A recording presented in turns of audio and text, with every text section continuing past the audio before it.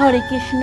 প্রিয় শ্রোতা বন্ধুরা, সম্পর্ক যখন পুরনো হয়ে যায়, বেড়ে যায় অবহেলা, কমে যায় ভালোবাসা, বেড়ে যায় দূরত্ব, কমে যায় গুরুত্ব, সব দোষ হয়ে যায় পরিস্থিতি।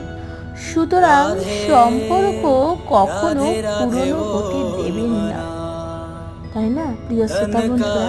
ভগবান শ্রীকৃষ্ণ আমাদের তাই বলেছেন, সদা সর্বদা সম্পর্ক নতুন এবং মধুর করে রাখুন।